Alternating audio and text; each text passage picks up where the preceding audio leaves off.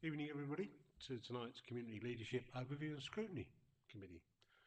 Just like to say a few welcomes. We have Nikki Napine from Elections. Nice to see you, Nikki. We have Lisa Hastings, our monitoring officer. Nice to see you, Lisa. We have members of the committee, and we also have the most important people, our support officers. So thank you once again for coming. We do have a member of the public, and just to warn you, sir, that there is going to be an question and answer at the end. So if you'd like to write a few things down. No, I'm only joking. Okay, so we're on to item 1.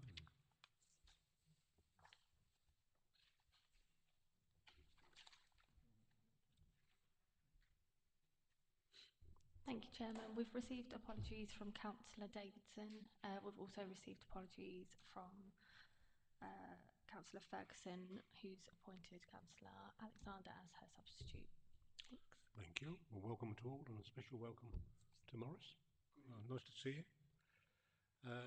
Item 2 is the minutes of the last meeting.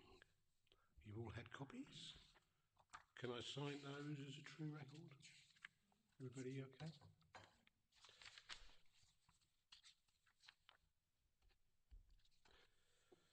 Item 3, declarations of interest. As per normal, councillors are invited to declare any disclosable pecuniary interest or personal interest and the nature of it in relation to any item on the agenda. Councillor Griffiths. Mr. Chairman, can we just clarify the situation for those of us that are Clacton councillors in regard to the town council? What, in terms of? Well, obviously, because you're setting that up, and it's part of my St James ward actually is within the town council parish, potential town council, town or parish area. So how do we stand there commenting on that? Because obviously it's part of our current ward and we're representing the area. My own view is obviously you are here because you have got an interest, because you're an elected member. I don't know whether Lisa would like to corroborate that. Is that okay? Yeah. Yeah. Okay. Are we okay on that? Yeah, you can take part in the conversation and also have a vote as well. Item 4 is the questions. Council Procedure Rule 38. Thank you, Chairman. We've received no questions. Okay, thank you. Item 5 is the report of the Assistant Director, Community Governance Review. Over to you, Mr. Simmons. Thank you, Chairman. Just that element of a reminder, it is all set out in the report that the community governance reviews are conducted in accordance with the Local Government and Public Involvement in Health Act 2007. And in accordance with that, the terms of reference for the review were published earlier this year on the 1st of July by virtue of a decision of the Chief Executive following consideration of those terms of reference by this committee in the previous month. That triggered the phase 1 consultation for the review, and I think I'm just going to pass to Nikki, Mrs. Napine now, just to tell you just a bit about what was involved in that phase 1 consultation. Thank you. The consultation and engagement for the Community Governance Review began with a councillor briefing, which was held on the 22nd of May, and here information was provided about the planned activities and the timescales for the review. On the 1st of July, our website was launched, and this held information on CGR, provided an online form for public to have their say, and it had links for both the terms of reference, maps of the area, the areas that were affected, and provided dates and times of the public meetings that were to be held. 6-foot pull-up banners which displayed links to the web page and paper forms were also placed in key locations of the Sunspot in Jaywick, the Town Hall and Pier Avenue offices in Clacton, and the Holland-on-Sea Public Hall. Horizontal banners were sited on railings in areas of high vehicular activity, Initially, this was Holland-on-Sea by the Kingscliff Hotel, in Clacton at the Triangle opposite Carnarvon Road, and in Jaywick by the Jaywick Beach car park in Tamarisk Way. On July the 8th, the letter was sent to 403 known stakeholders, encouraging them to respond using online forms or by returning the questionnaire in the free post envelope that was provided. On the 10th of July, a press release was issued and a campaign on social media and local press began, with regular advertising of the CGR emphasising the request for people to have their say. All communications were branded with the CGR logo and a slogan of "Time for a Town Council" with a question mark to help reinforce recognition of the image and thus the consultation within these communities. The media plan continued through July, August and September with regular advertisements and pushes to maximise reach and response. On the 15th of July, we sent an email to over 22,000 electors within the CGR area, providing links to the website and the online forms. And on the 17th of July, a letter was sent to 30,000 households across the CGR area. The letters provided information on the website, included a questionnaire and free post reply envelope. The letters also detailed the forthcoming public meetings. On the 18th of July, we were invited to the Holland-on-Sea Residents Association meeting where Keith delivered the CGR presentation. On the 28th to the 31st of July, we held the public meetings. These were in Great Clacton, Jaywick, Clacton and Holland-on-Sea. On the 6th of August, the elections team canvassed local shops and asked them to display posters advertising the CGR. And during this time, the CVST were engaged to undertake consultation with seldom heard from groups. On the 1st of September, an advertisement was placed in the September edition of The Look magazine, which is a free monthly publication, and this was distributed across the CGR area. And on the 10th of September, an email reminder was also sent encouraging those who hadn't yet responded to do so. On the 15th of September, we sent a press release stating it's the beginning of the end, and this was issued to remind people to have their say before the 30th of September. The costs associated with the consultation are set out on page 5 of the report for your review. And on the 30th of September, phase 1 of the consultation concluded, and all responses were then analysed to provide the summary that Keith will now take you through. I'll just add something to that, really, because I found that the report is a really good heavyweight report. There's a lot of information in there. And in some ways, this is my own personal opinion, is that I think it's enhancing democracy, because what we're doing, and exactly what you've gone through now, is given people and informed people in all sort of medias, you know, a bit social like that. So I think that's a credit to everybody. So well done about that. And the feedback we've had from the Essex, the ALC, Essex Association of Local Government, because obviously they've been involved with other similar operations, and they've actually said that what we're doing, what our staff have done, we're ahead of the game to what they, you know, to what they've at this time with other councils. So, and I just think that, you know, it's a credit to us all, and let's just crack on, and now Keith is going to give you a little bit more of the story. Yes, Chairman. Appendix A sets out the level of responses that we received. So that's on page 29. It starts, and so you can see there that but the obligation in the 2007 Act is for us to consult with local government electors and those others with an interest in the review. And of the responses that we received, 2,634 came from electors. And the table there shows you that 77% of all the responses. That's good, the level of those responses, and the next graph on the next page will indicate that the spread of those responses from across the review area was such that I think it is possible for us to say that not one single specific area as responses outweighed the views from across the entire review. But it also, that first pie chart there shows you that we also did engage with stakeholders, which is an important part of this process. And you can see there that the residents, non-electors, but residents in the area, people that work in the area, as well as businesses and organisations. So we got out to those individuals and many of them responded. So that was helpful, and specifically in relation to, as I say, the obligations on us to make sure that we do consult with local government electors and those with an interest in the review. The first big question was whether effectively town and parish councils should be created, town or parish council should be created in the area.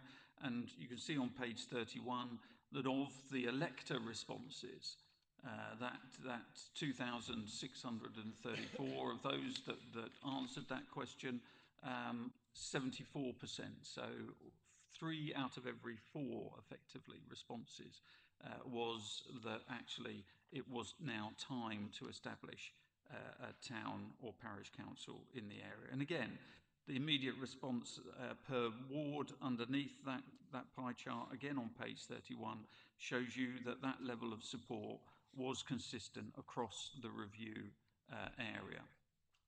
The second big issue that we asked all concerned stakeholders and electors about was whether it should be a single council for the entire review area, whether there should be some element of 2 councils being established, or whether 3 separate councils should be established for the ostensibly those 3 separate communities representing Clacton, Holland and Jaywick. The view across the piece was predominantly, but you'll see at the bottom of page 32 there, a sizable number of individuals, about a third, just over a third, saying let's have a single council for the entire area. But 44% of respondents, that bit larger, saying that they would prefer to see 3 separate councils established. At the top of page 33, when you look at that against the individual areas that those responses were coming from, you'll see that particularly West Clacton, Jaywick Sands, and particularly St Bart's, that is well over 50% of all the electors in those areas that responded, saying that they would prefer to see 3 separate councils being established. And one of the elements of the 2007 Act is to look at community governance, to respect the communities the identities of communities that are being covered in the review. And I think, therefore, we as a council, you as a committee, must look at this and say that because the majority of those people that responded, particularly from those, which supports that larger share of individuals across the whole area saying 3 separate councils, but particularly looking at those communities of identity in West Clacton, Jaywick Sands, and in St Bart's, and to that degree Eastcliff as well, that effectively that there is, if parishing is going to happen, then it should look at that 3 council model. I've glossed over to some extent some of the stakeholder responses, and they are set out in there, and you can see those. So there was engagement, and a number of the stakeholders were in favour of parishing in the area, and a number of them were in support of the 3 council options, but clearly there was a preference from some of those for that single council option, just as it was amongst electors more generally. The rest of that appendix also deals with some questions that members of the public would like to see answered as we go through the process. And so on pages 34 and 35, you can see those types of issues that people want to see raised and the sentiment that was coming out from those people that were responding to the open questions in the survey. Nikki has already referenced the fact that we also engaged with the CVST to listen to those that are seldom heard, and their responses are on page, or the summary of those are on page 36, and starting on page 37 is the actual report from CVST. So that's the views that came out from phase one, and that is a crucial part of the 2007 Act, is to listen to the views that are coming forward, and that's why the report that's in front of you then progresses to identify what should be the focus for the phase two consultation. Because we're not just going to take that expression of view in phase one. This is a double lock process. It gives people the opportunity to seek out further facts and to either confirm their view in a second wave of consultation or to change their view. And that's what we want to offer to people in that phase two consultation. And in the report, starting I think on page 23, there are the sort of draft recommendations, because fundamentally at the end of this process we must submit final recommendations to full council to consider. So set out under the separate subheadings from page 23 onwards, they include the review, what should happen in the review area, what should be the area boundaries and the identities of interest that are represented there, what should be the names of the parishes as draft recommendations, and then going on, turning the page into the electoral arrangements, and then starting to think about what might be the precepts or base costs for those councils. And they are also represented then in the various appendices that are attached to the report. So taking forward the suggestion of three separate councils, and in talking with, including the Holland Residents Association executive at a meeting, just looking at that, the proposals for the boundaries for Holland, a proposed Holland Parish Council, with the name Holland-on-Sea Council, or Holland-on-Sea Village Council, as it will be, as a draft recommendation. And then obviously again talking with those representing West Clacton and Jaywick Sands, the proposal there in that for that boundary, and then within the Clacton-on-Sea area, the intention for its boundaries, and then a separate appendix that sets out the intention for the election of councillors to that council to be by way of wards based on the current district council wards. So they're all set out there in the report as the draft recommendations. All that means is that we'll set those out in the second phase of consultation, along with some other data. The Essex Association of Local Councils has now come back and said that in respect of the West Clacton and Jaywick Sands Parish Council, they would suggest a councillor numbers of between 12 and 14.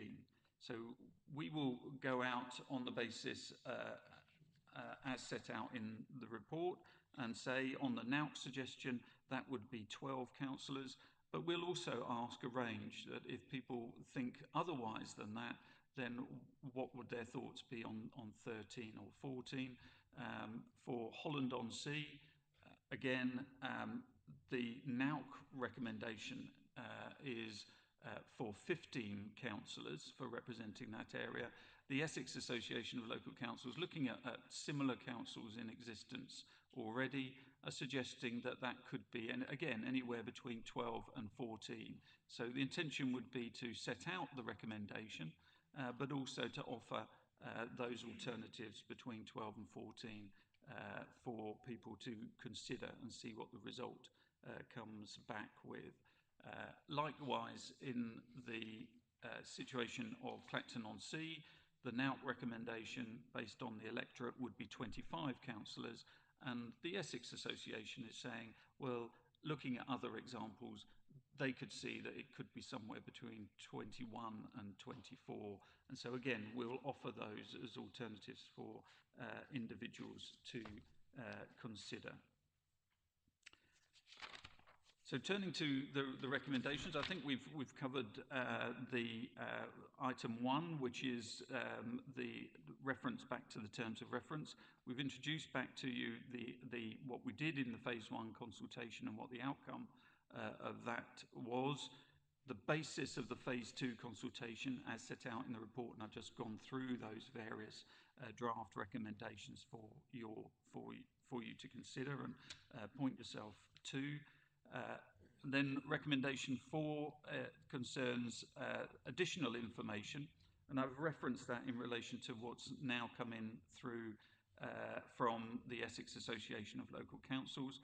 On the table in front of you, I've also set out what we've been able to glean from the Ramsgate Town Council for as far as its size, its opening hours, its precept, its council tax band D level, etc. And the Director for Finance and IT has also now provided some details around the band D equivalents. Broadly, for Clacton, that would be about 14,300 as a council tax base. Holland, it would be around 2,400, and Jaywick around 1,600. And he's also given the figure of £23.13 as the special expenses amount. And you'll recall that special expenses are effectively costs incurred by a district council, in our case, that are fundamentally performing functions which would normally be performed by a parish council. So there wouldn't necessarily, at some point, and particularly with LGR, be that need to reconsider who does what, and then the allocation of those costs. So those grounds maintenance, those playground expenses, are they something that fundamentally become something for a town council to take on and therefore charge through its precept, or are they things which continue to be dealt with by the district council, ultimately the unitary council, and therefore be continued to charge as a special expense? No decisions have been made about that, but it's a useful piece of information, I think, to inform the public. And recommendation 5 sets out a revised timetable. It's taken us longer to get to the point of reporting to you, in part because of the volume of responses that we've received and the processing that has taken by staff in the office and getting to that point. So there is a revision to that timetable that's set out. And just at the very bottom of page 26, it talks about recommendation, a draft order submitted to council, and that has been identified as April 2026. And just to report to you that we may well be looking to reschedule that meeting of council until May 2026. And so on that basis, rather than April 2026 being the revision, it too would go to that May council meeting. So I'm just giving you advance warning that April meeting may be shifted to May, and as a consequence, the recommendation and draft orders would likewise follow to that May meeting. Chairman, that's just setting out the report, but clearly we're here to assist you with answers to any questions. Thank you, Mr. Simmons. I think that, from my own personal view, this really, the report and also the recommendations, I think, is a powerful recognition of district identities and needs, and also the interests of those three communities. So I think it's a good basis to start on. Councillor Oxley. Quickie, very comprehensive report from Keith and also Nikki as well. Excuse my ignorance here. On page 25, precept and base costs, just that the last piece of paragraph on item 5 where it says about the charging, etc. The special expenses relate to open spaces, playgrounds and recreation costs incurred in the review area. What exactly, can you just fill me in, Keith, on that? Thank you. Chair, as I finished up by saying, when a district council, particularly where there's no parish council, it will undertake functions that ordinarily you would imagine being dealt with by a parish council. Parish councils up and down the country are responsible for open spaces, playgrounds and recreation areas. In the unparished area of Clacton, Holland and Jaywick, there are these open spaces, recreational grounds, and this council, a district council, has stepped in and obviously is incurring costs. It'd be, the argument goes that it would be wrong to see those charges applied across the whole of the district, and so therefore a special charge is levied on those areas that are benefiting from that activity. So that's why they appear as part of the council tax bill for Clacton, Holland and Jaywick residents, and it doesn't appear as a cost to be borne by Frinton, Walton, Harwich, etc. Possibly the new setup. Yeah, okay, thank you. Dare I say it could be classed as a levelling up fund?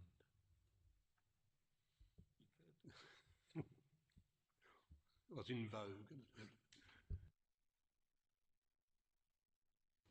Members. Morris.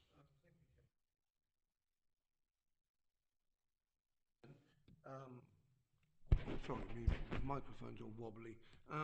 Okay, page 43, there's a map of a possible West Clacton and Jaywick Sands Council. I noticed that if the black area indicates what is proposed, going up will take you up to Jaywick Lane and top of St John's, and the amount of councillors, I do believe is about 15 or 12 or 15. There is a proposed 900 plus houses to be built there. If they are built, what effect will that have on where we are now?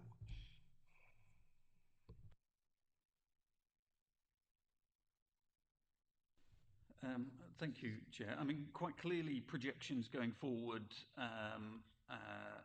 need to be made, and in fact the terms of reference do include a projection forward to 2029-30, and with the best advice from our planning department in respect of those houses, the growth is limited to about 200 individuals.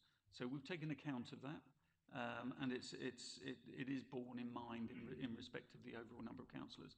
It doesn't stop, and that is why a community governance review periodically is important, because, as you say, the numbers of residents in that area will grow, and therefore there may well be a need to consider again whether that number, whatever that figure is, that number of parish councillors would be appropriate going further forward. But I would see that being in a second phase of community governance for West Clacton and Jaywick Sands. And on another issue, within the deliveries and how, incidentally, it's excellent the way that you put banners up, and we've done so many things. And one of the things used was the, what's it called? Outlook, what's that magazine? Look magazine? Yes. Well, it doesn't deliver to every area. The areas that it doesn't deliver to, how did you get over that, or was that in the laps of the gods? I hate to sort of use the same language as yourself, but to a degree there is being in the lap of the gods. And that is why, you know, the range of activity was undertaken, including that printed material. So the Gazette had printed material in it, as well as its online presence. So we can certainly pick up on that and try to look at what can plug that gap. And we'll talk to, before we start phase 2, just some ward councillors in order to try to see whether there's specific publications that we can target going into that next phase. The level of response from West Clacton and Jaywick Sands, you know, wasn't hit, I don't think, by not appearing in the Look magazine, but it doesn't stop us, as I say, from trying to say, how, if that isn't being circulated in that area, what potentially is that we may be able to make use of going forward in phase 2.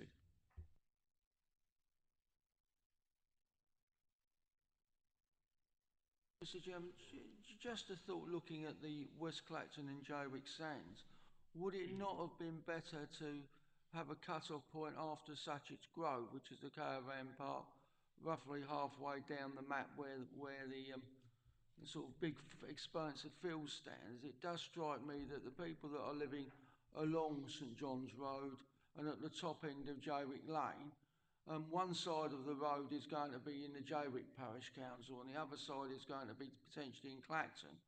Would it not have been better to put the St John's stroke Jaywick Lane residents at the top of the map into Clacton, as they're geographically quite a distance away from Jaywick Village and Brooklands?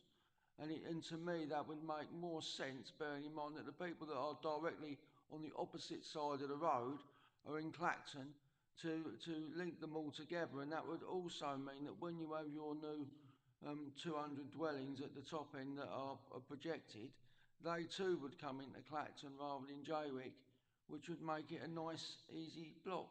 Just a thought. Chair, I think various options were considered in relation to that, and talking with and through the ward councillors for the area, the view came back that this was their preferred option.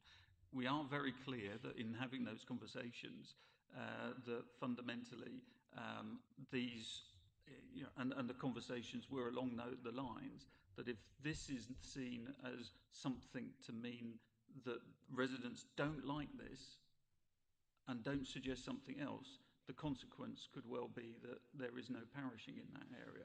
And those are the conversations that we've been having to get to this point, to say this is coming from those that represent the area, not necessarily from us, if you like, as the administrators of the process. Thank you. And I don't know if it's the right time to ask this question. It's around the comparator-based costs and just whether or not there is a national formula or something around that. Because when you look at the comparison between St Osyth's and Lawford, there's a 200 difference in the electorate. And yet when you look at staff costs, Lawford has got one parish clerk, works for 20 hours.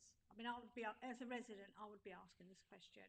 So the staff costs are 32,500, and yet St Osyth's, their staff costs are almost 3 times that, and they've got 2.2 full-time equivalents. So is there any guidance, policy or protocol around how parish councils should, you know, how much staff time would you need?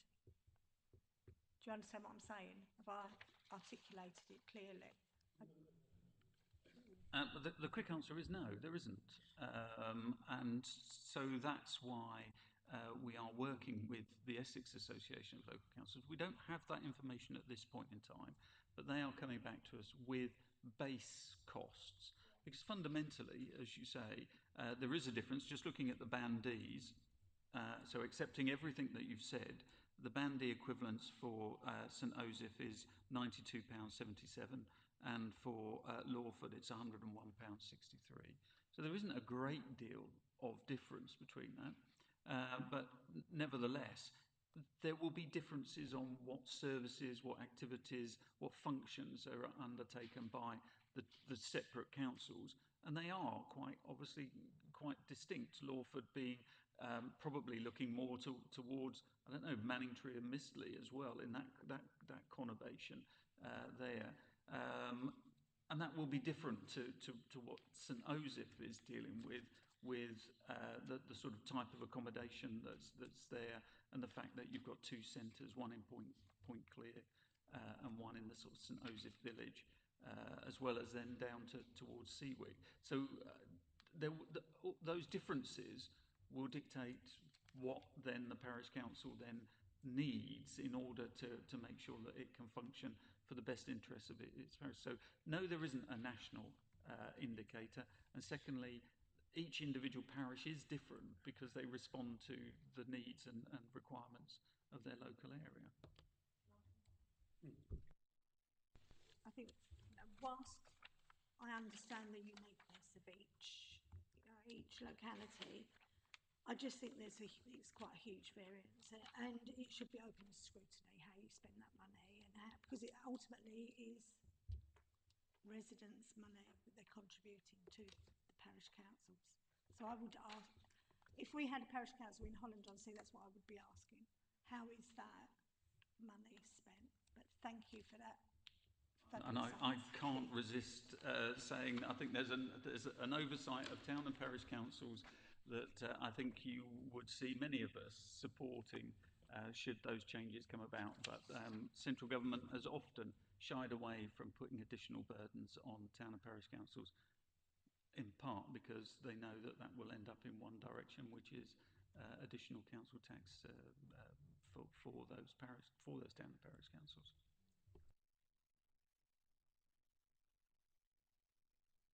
Given that we're looking to carry out sort of potentially the parish and town council of Clacton, Holland and Jaywick at the same time that local government reorganisation is going on. At the moment, all our presets are based because it comes through Essex, and then, if you like, it cascades downwards. When we have the potential new unitary, which is obviously going to be smaller than Essex, do we know how that will affect the figures? Because at some stage the harmonisation will kick in between probably Tendring, Colchester and Braintree and potentially Attlesford, if that's included in the mix. Do we know how that will actually affect the precepts, or is that information that we're still waiting for? Because at the moment we're judging these figures on the existing local government setup, and obviously when this comes into place it will be under the new unitary setup. So the actual council will be, instead of a large Essex County Council, will be a significantly smaller unitary council, which will obviously have an impact on the council tax base and the precept. I think I would wish that we had some element of certainty, and that's as a council taxpayer. I wish we had some element of additional certainty about the direction that will go in.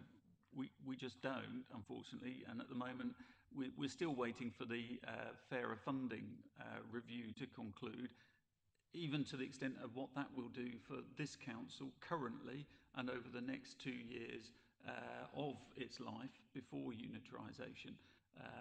Without knowing what disaggregation costs are likely, therefore, to cause differential service need in 3 or 5 different unitaries, and how that will manifest itself as to what the council tax level that they will require for particularly adult social care, children's social care and highways, before you start thinking about the alignment between what council tax is levied by this council compared with Colchester, compared with Uttlesford, just for those district council functions.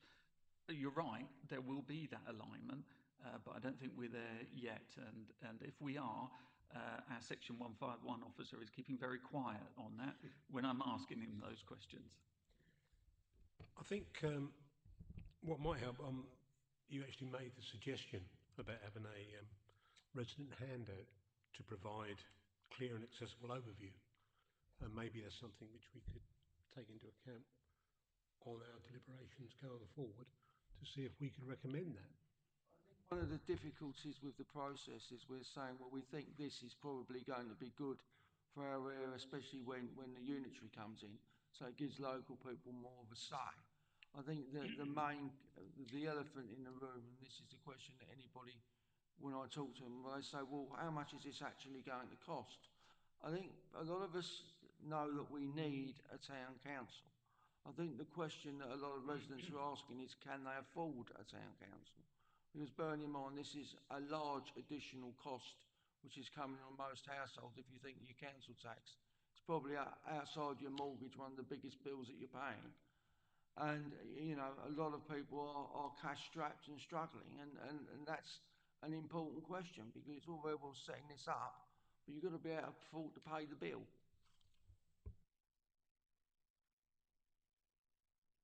And we can but point to existing examples. So we did in the first phase point to the average council tax level across the parished areas, but remembering that at least I think it's Little Bromley, its council tax level is below that which Clacton, Holland and Jaywick residents are in. So it isn't an entire, you know, just start here and add your parish precept on. There's all sorts, even with that situation, where you can end up with a lower rate than as a Clacton resident than I'm paying in council tax.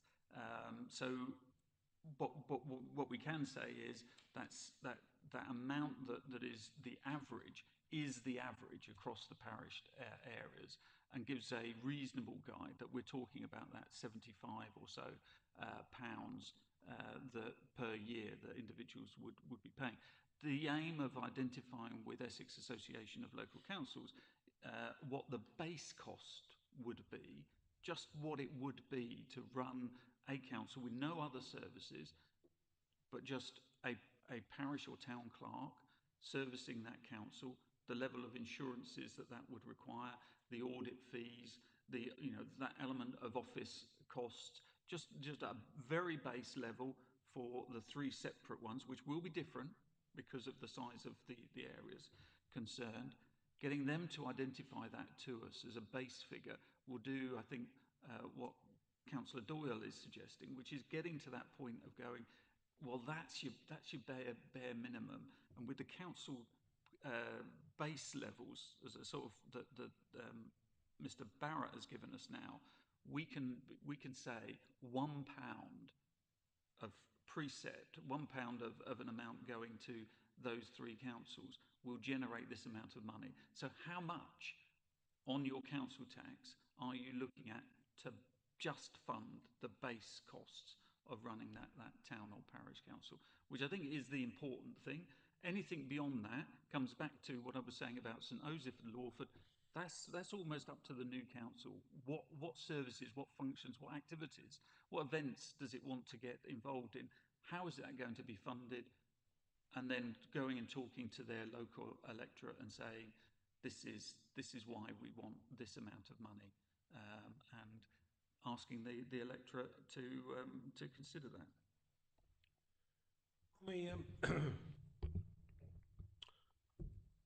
That's a good point. It's a good point you bring up.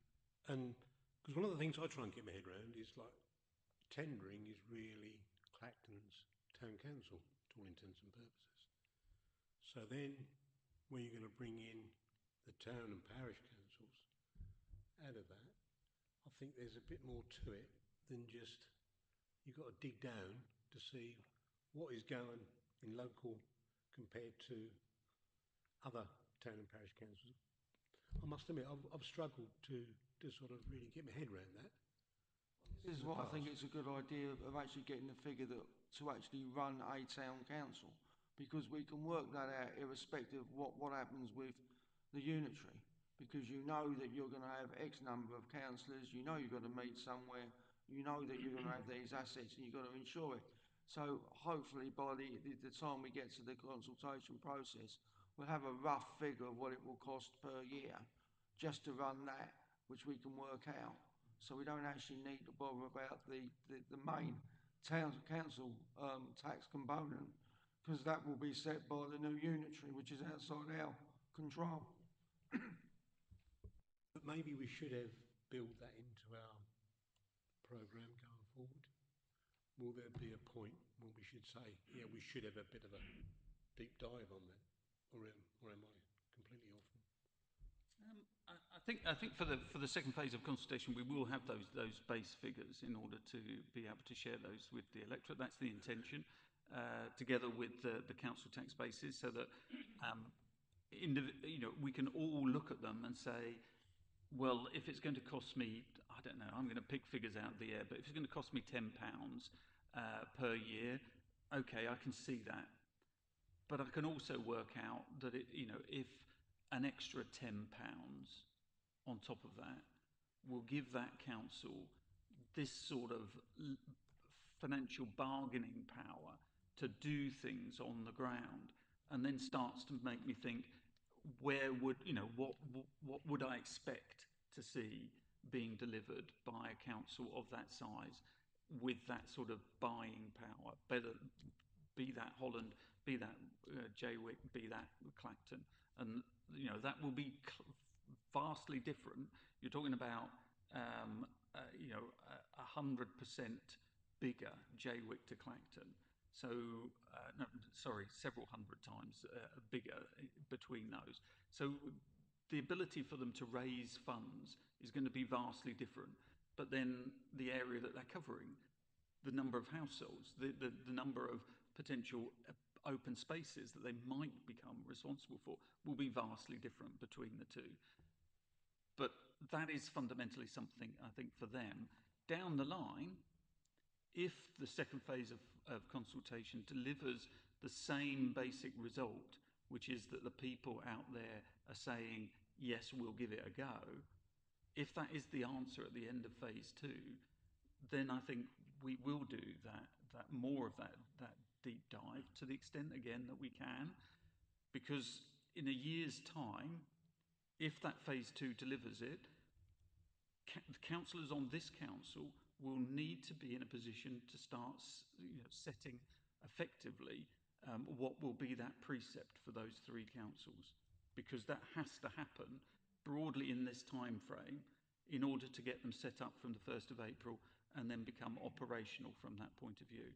So that there will be several months when further work can be undertaken to say what potentially would those councils want to be, or what between us all, what would be the role of those councils in delivering certain services that, as I think you were saying, that Tendring District Council is effectively acting in a sort of quasi parish council form, which is what is reflected in the special area or the special expenses.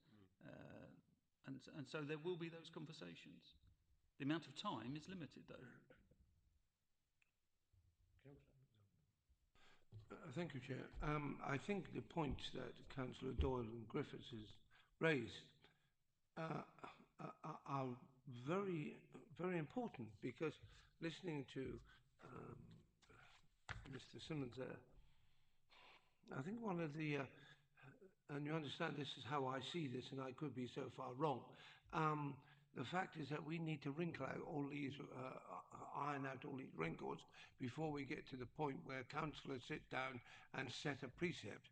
Because if you go in to something created with the complication and the complications of the past not sorted out, then I can see that this could turn into a rather complicated system to iron out at the end. So I believe that what Councillor Doyle and Griffiths has said is very important, and we really should take on board.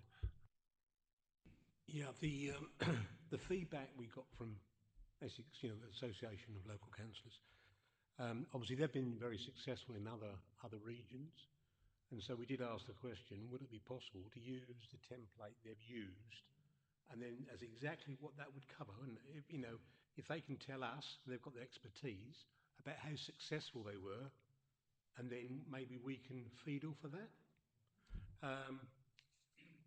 Yeah, and then and obviously the other thing which we brought up as well with it, was training for like new councillors.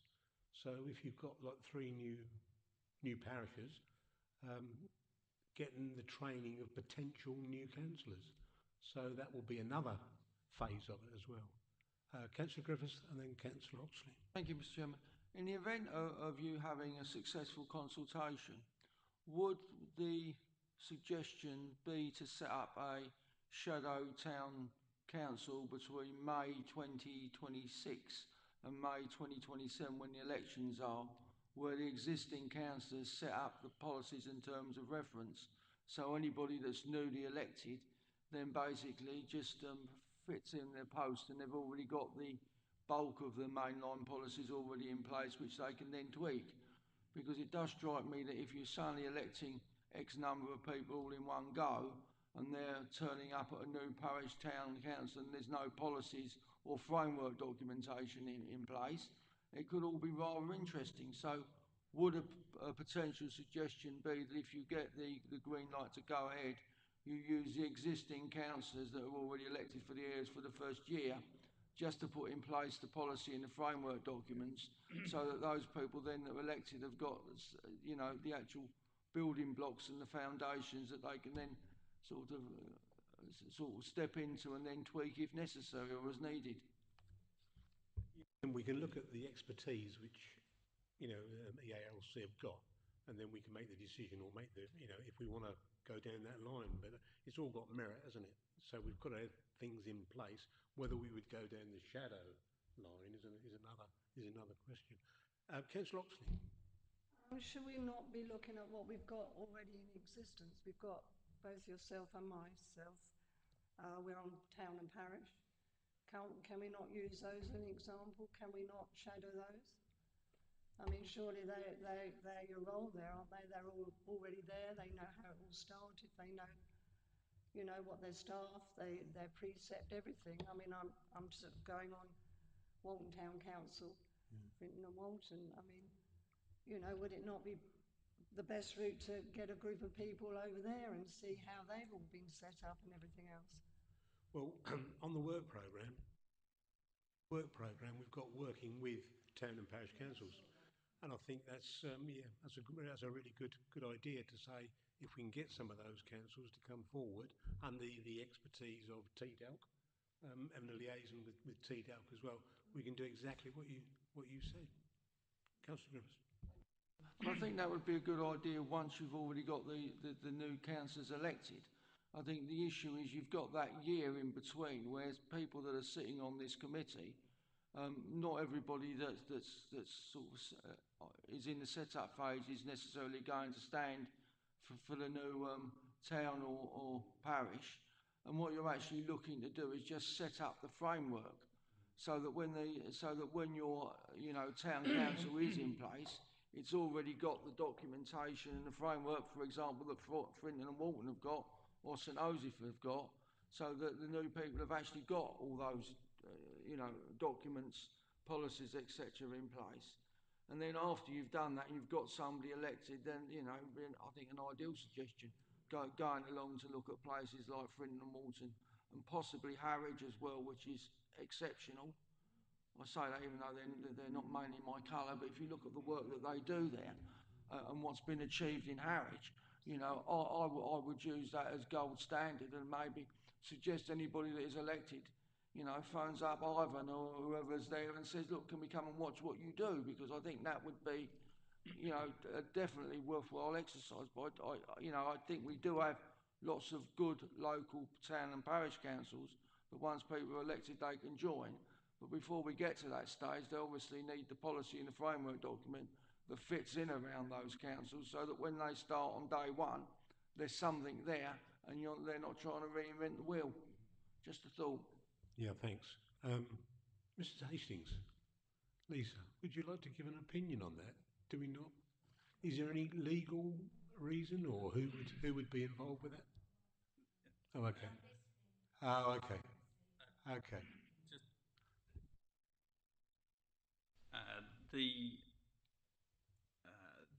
I think that, I think we've said it before, On the basis that the phase 2 consultation delivers that result, and I don't want to lose sight of the fact that that's a big hurdle to get through, and we shouldn't get too carried away with post phase 2 consultation issues.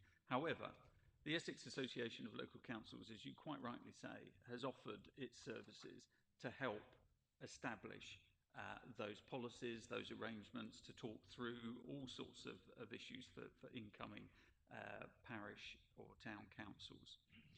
So that offer is there. Insofar as any statutory role for existing councillors, that isn't there, but that doesn't mean that that's not good, sensible planning to have those conversations and establish mechanisms for routinely coming back and talking through those processes.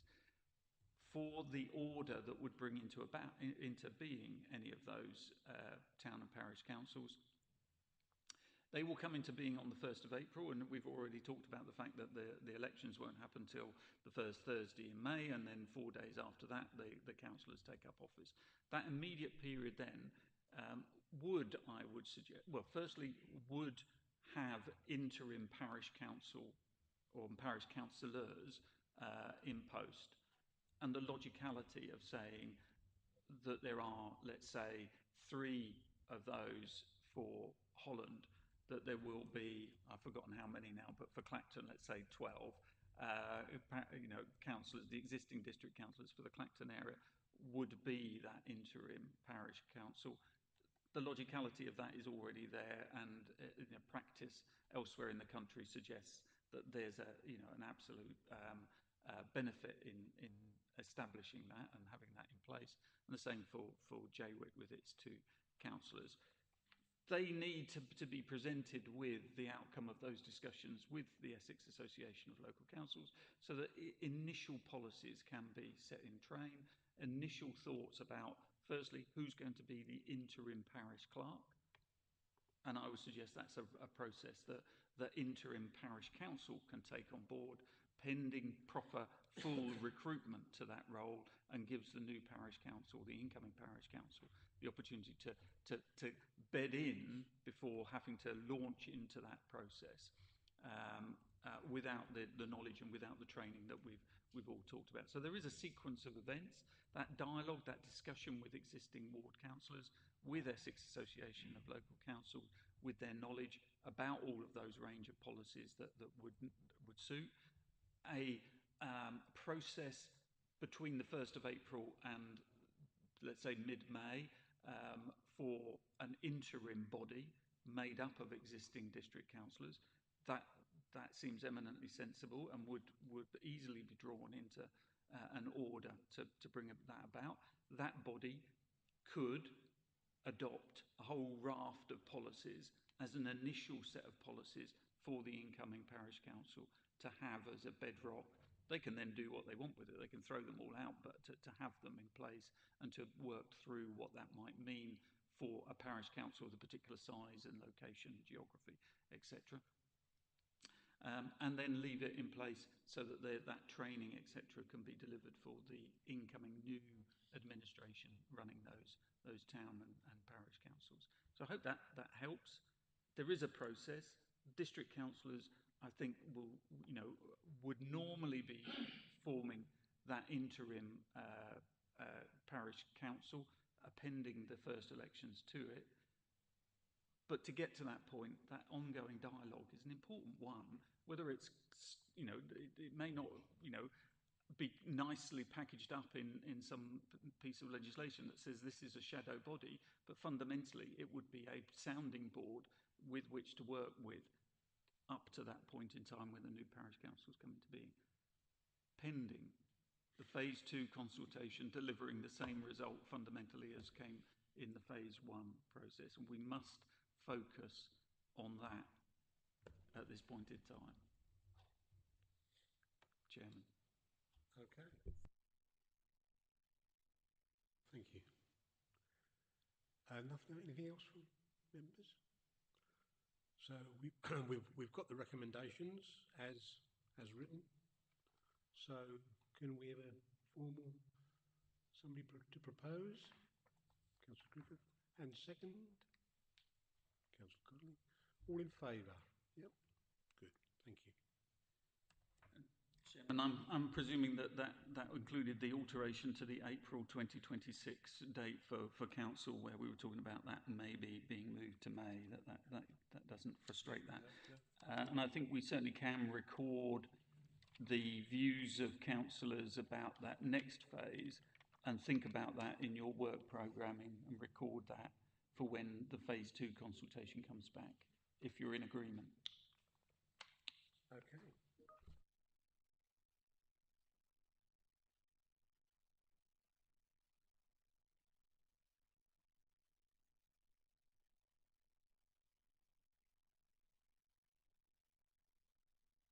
Lee, if you'd like to stay and take it all in. And oh, okay. Okay. So we're now on to item 6, which is the Assistant Director work programme, including monitoring of previous recommendations and summary of forthcoming decisions. Page 17 to 40. Chairman, the report is in front of you. It's your standard report about the work programme and sets out your work programme that you developed and then full council approved, and it sets out the recommendations monitoring and the forthcoming decisions as normal. I think some points I would particularly draw out and may not be in the report as such, but discussions have taken place to try to put you in a good position in dealing with the reconfigured ICB, because the existing ICBs are going to be reshaped into an Essex-wide or Greater Essex-wide ICB. So starting that conversation with those that are going to be involved in that process, I think would be a good one. With you, the committee's chairman, we've been trying to arrange that, and the suggestion is that we try to slot that in for your January meeting. And alongside, or possibly as an alternative to that, the transport recommendations from this committee. I think last year or the back end of the previous year, there was a task and finish group looking at that, and the proposals from Connect, I think, are there, and I think it would be good to again allow this committee to receive information from Connect and to think about how that influences or impacts on your previous recommendations, and also whether that's something you want to build into your work programme going forward, notwithstanding what you've got in front of you. So there are those two matters.